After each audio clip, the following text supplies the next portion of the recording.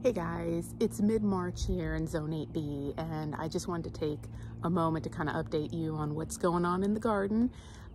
Everything is really just taken off in the last couple of weeks. You can see my red buds here. I've got a forest pansy as well as a Texas redbud, both here just budding out, full of pollinators and just happy. So I wanted to kind of show you the progress of some of my native plants and things, just in case you were thinking about how to incorporate those in your landscape beds, and just a few things I'm doing around the yard.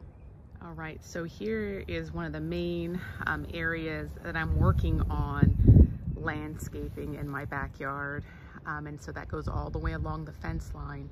Right now it's not very full, but as time and budget allows, I definitely want to make this very full where you can hardly see any of the mulch. To kind of just explain to you what I got here, I've got a catmint here. I don't think that this is truly a Texas native, I'm not sure, but does very well in dry and drought-ridden conditions. I've got, it's another catmint there. This guy here is a mealy blue sage. You can kind of see what the flowers look like there. And this thing has just like quadrupled in size just in the last couple of weeks. And so these things can get pretty big. I mean, 4 to 5 feet in height and spread. And then I've got, it's flanked by a couple of dwarf Yopon hollies here.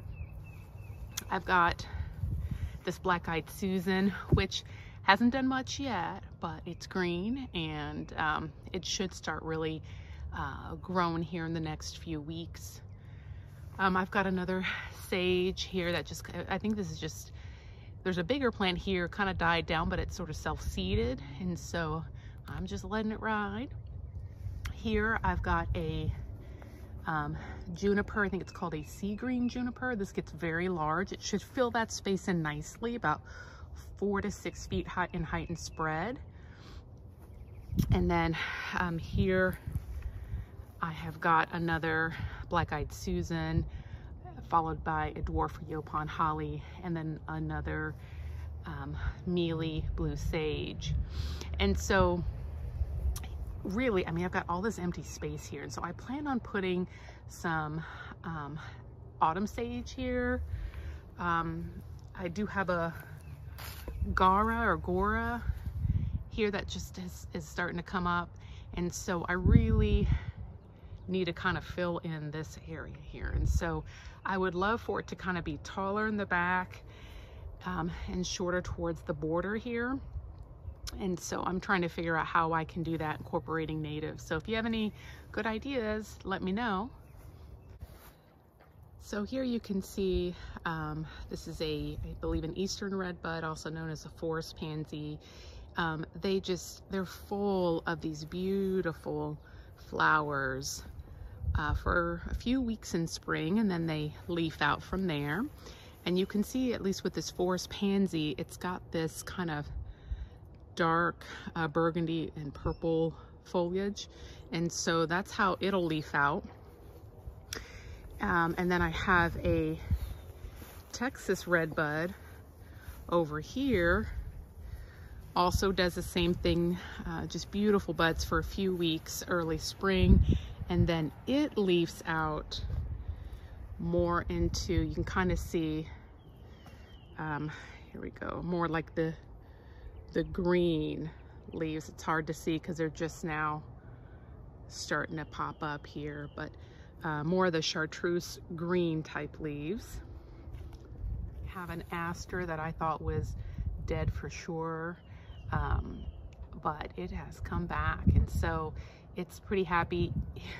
This is that slime mold that has now just kind of hardened off and disintegrated. So if you're wondering what that is, that's what's going on there. I have a very interesting short on that if you're interested. I did add another Gara. So this is, hopefully it'll fill in this area nicely. But these are so pretty. And then I've got another juniper here, sea green juniper. And then this guy here, This was like the most, I planted it in the summer, and it didn't really ever take off. So it died back pretty bad in the winter, and so, but apparently it took root very well, because here it is in the spring, looking pretty happy. All right, here I have a LOROPETALUM, and I believe these are also known as a Chinese fringe flower. I will be honest with you, this is not a native for Texas. These really do better in more acidic soils because they have a really dark purple foliage, and it requires kind of more of an acidic soil for them to take up the iron they need to maintain that color. And so with our alkaline soil here in Central Texas, these guys really tend to struggle unless you're willing to constantly amend your soil. But this guy's done well, and so I've just left him. I add a little iron sulfate. I think that's what I put in there. Yeah, iron sulfate just to keep it from going yellow, the leaves from turning yellow. And yeah, so LOROPETALUM, very beautiful. They flower in spring and fall, but just a lot of work in terms of soil amendment. Here I have, this is a Loriope. I've got a few of these scattered around here, just kind of a grass that gets these like blue purplish flowers in the summer. And this guy I just planted, it's a Mexican bush sage, and these get about 4 by 4 in height and spread, so hopefully it'll fill this area nicely. Here is a desert willow. It is just waking up here, and they have very narrow, delicate leaves. I don't know if you can see that here. And these have these beautiful pink flowers through the summer. Hummingbirds love these, and these are native to our area, so really good option if you're looking for a smaller or ornamental tree for a smaller space.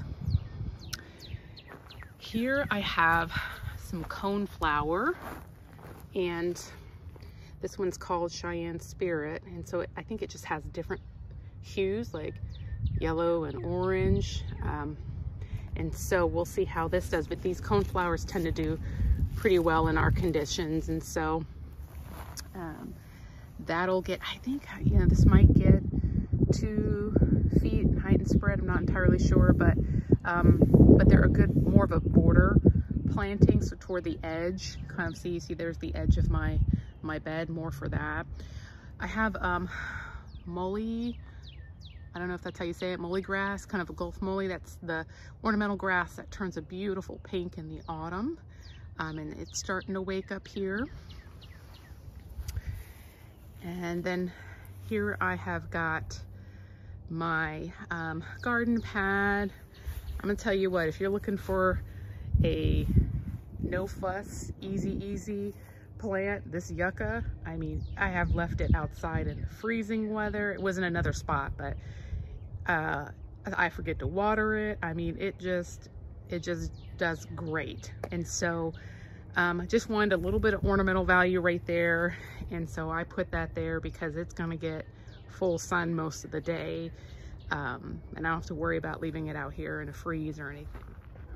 All right, and then here you can see is my CROSSVINE, and this guy, I don't know if you can see all those flowers up there, just full of flowers. And I'm gonna tell you, this is an evergreen, gets quite tall. I'm trying to train it to go along this wall and this wall, but it did not even flinch in the freezing weather, and I hardly water this in the summer, and it does fine.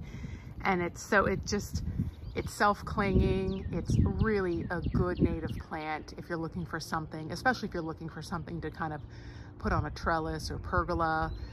Consider the CROSSVINE. And I've got a great video on some of these native Texas flowers if you're looking for that too. I'll make sure I link it in the description box. This is a little gem magnolia. I think that's what it is. I'll make sure I'll put the correct name in the video here. But it stays pretty small. It's an evergreen and has these beautiful large white flowers that are really fragrant. And so it's kind of flanked by another Gora, and then a couple of Texas Lantana here that I just put in. Make sure when you're getting Lantana, you're either getting a kind that's not going to go to seed and be invasive, or you're getting one that's native to our area. And I think it's called the urticoides or horrida. That's what you're looking for in terms of native Lantana. But there might be some hybrids that don't go to seed and don't spread invasively. So just consider that when you're buying Lantana. Another muhly grass. Here I've got a camellia, just kind of late blooming, but just kind of wrapping up here. Here is it's a tiny crepe myrtle, hasn't quite woken up yet. These are, I always wonder if my crepe myrtles are still alive as they emerge from the spring, but this one is very small. I think it only gets, I'll make sure I put the name here in the video, but it only gets like, I think 3 or 4 feet in height and spread. So here's some dead grass. It's like, I think it was like a Japanese forest grass. Supposed to do good in shade, clearly not a Texas native, did not do well at all, and so I'll have to replace it. But just another great reason to consider you know, native options when you're planning out your landscape. Here is a whale's tongue agave, also just did not flinch in this freezing weather. I did cover it and things when it was freezing and wet, but it has done very well. Obviously very spiny, not something you're going to want to put near a walkway unless you're trying to, you know, scar people. And then here's my prickly pear. I don't know if this guy's gonna make it. He did die down in the freeze, but I left the base. I've taken off all the extra parts here. You can kind of see where they were. I don't really know, pads or leaves, I'm not sure what they're called, but and left the base because maybe there it'll sprout some new growth. So just kind of waiting and seeing what happens. Here's another camellia. And then here, like, I think I might be the only one in Texas that can't successfully grow a plumbago. So I don't know, I'll have to probably replace this. I'm thinking about, because this is kind of more of a shady area, I'm thinking about filling this area full of some Turk's cap, which does very well in shade.